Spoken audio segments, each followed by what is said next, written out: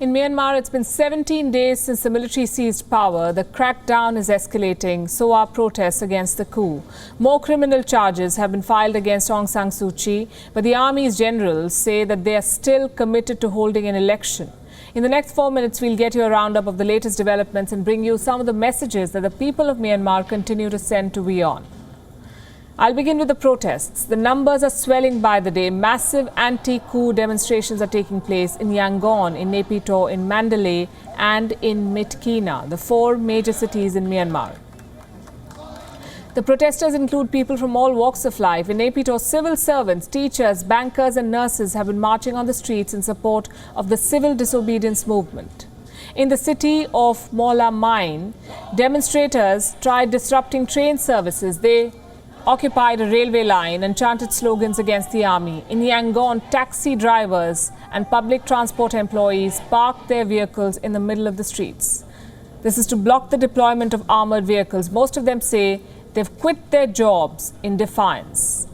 Not too far away from the site, Buddhist monks were seen carrying out a procession to applause from onlookers. Some say the presence of monks among the demonstrators has added a moral authority to the civil disobedience movement.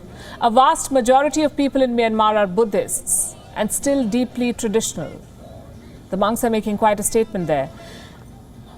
The people of Myanmar are also quite young and creative. In Yangon, the youth of Myanmar has been protesting, armed with placards and drums, performing the hit Michael Jackson song, "They Don't Care About Us." The crackdown proves they really don't.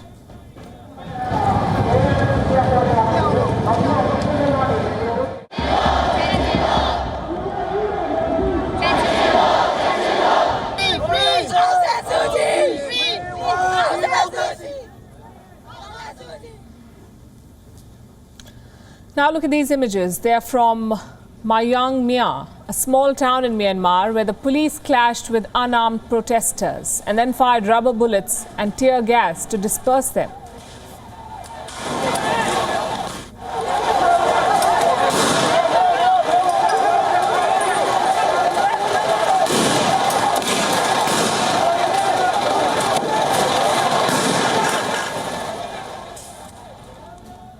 Such police action is only hardening the resolve of protesters. In Yangon, a vigil was held. People laid flowers and prayed for the recovery of a 20-year-old girl who was injured at an anti-coup demonstration. They also prayed for the release of Aung San Suu Kyi, who continues to be behind bars. Her lawyers say new charges have been filed against her, which may allow the military to keep Suu Kyi in prison indefinitely and without a trial. Among the charges is a violation of coronavirus restrictions under a certain Disaster Management Act. Listen to this. The cases of Aung San Suu Kyi, the state councillor and the president U Win Myint, the cases of them were sent up this morning to the Sabudiri Township Court.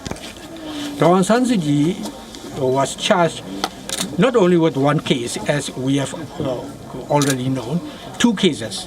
The first one is, as already mentioned, she was charged with Import-Export Act. And the second one is Disaster Management Act. 2 cases against her. The United States has condemned these charges. The U.S. State Department has said that it's disturbed by the reports and has called on the military to release all unjustly detained civilians and leaders. The additional charges against Aung San Suu Kyi, I think it's fair to say that we are disturbed by reports that the military has charged State Counsellor Aung San Suu Kyi with additional criminal acts. As we have before, we call on the Burmese military to immediately release all unjustly detained civilian and political leaders.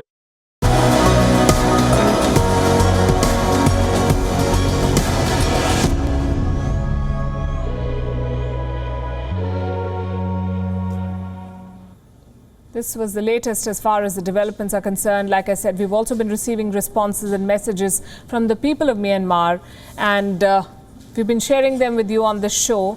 This is one of the latest mails that we got. Dear Madam, it says, people are peacefully protesting against the military coup.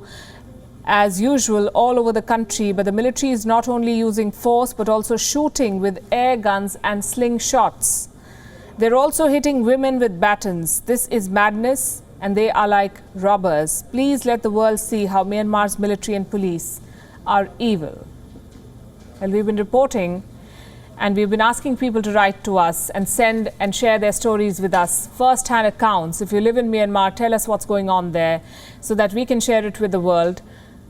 We also want to say here that we cannot vouch for any of these accounts or images that come from our viewers. This is just an attempt to share their story with the world. We cannot independently verify any of this material. You can write to us, you can mail your stories to us, your images to us. You can also get in touch with us on WhatsApp, Instagram, Twitter, Facebook. But do so only if it's safe for you. WION is now available in your country. Download the app now and get all the news on the move.